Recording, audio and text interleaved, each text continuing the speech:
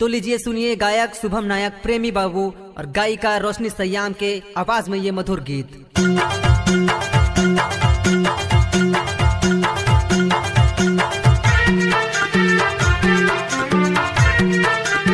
आपको नाम सुनी होगी राजूवाले ग्राम देवहारा खुरी टोला। मोर प्यार भी सच्चा है वो ना कहीं बनकर बीते हैं। मोर प्यार भी सच्चा है ना कहीं बनकर बीते हैं। अरे माया ना कर लिया जिन्ना मिला ली ना लगा बुझ गड़िया। अरे माया ना कर लिया जिन्ना मिला ली ना लगा बुझ गड़िया।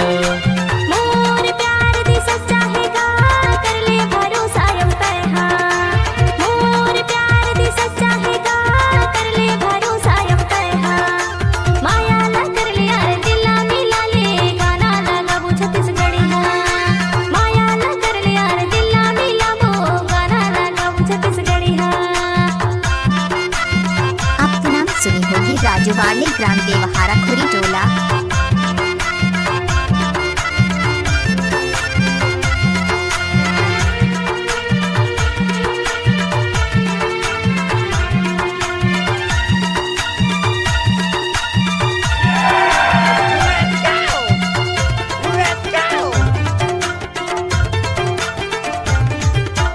बुधवार बाजार को तो चली आना राकेश भाई के दुकान में है जाना। बुधवार बाजार को तो चली आना राकेश भाई के दुकान में है जाना। सैंडल पहना हूँ और पिकनिक में जाना। मोर प्यार दे सच्चा है वो आना कहीं जनकर बीते हैं। अरे माया ला कर लिया जिन्ना मिला ली गाना लगा बुझ गड़िया। अरे माया ला कर लिया जिन्ना मिला ली गाना लगा बुझ गड़िया। राजूवाले ग्राम देवहारा खुरी टोला।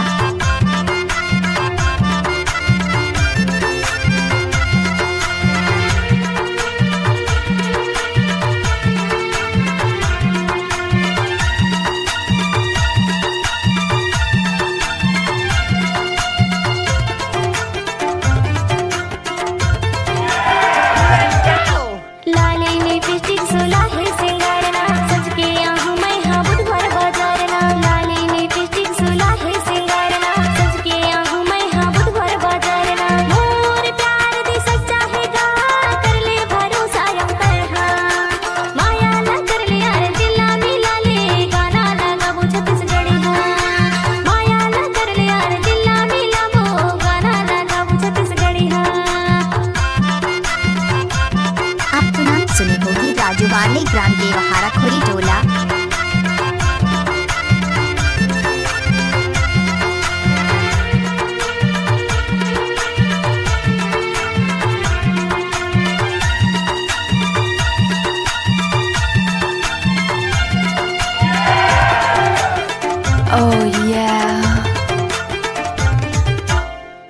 छत्तीसगढ़ में हो एमपी की छत्तीसगढ़ में हो एमपी की छत्तीसगढ़ में हो एमपी की छत्तीसगढ़ में हो एमपी की।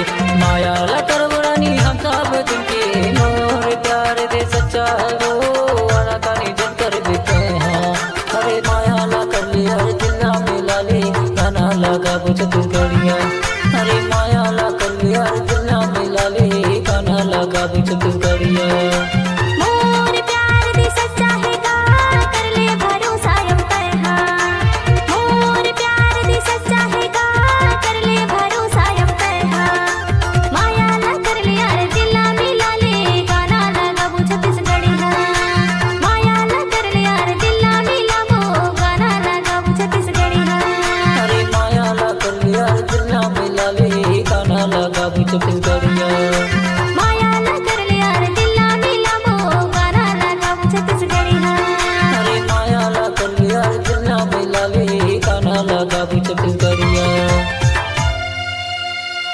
कार्यक्रम हेतु संपर्क करें ग्राम कचनारी, पोस्ट ऑफिस सक्का, जिला डिंडोरी, मध्य प्रदेश की प्रस्तुति। Mobile number 9644192994। हमारा दूसरा नंबर है 7879509308।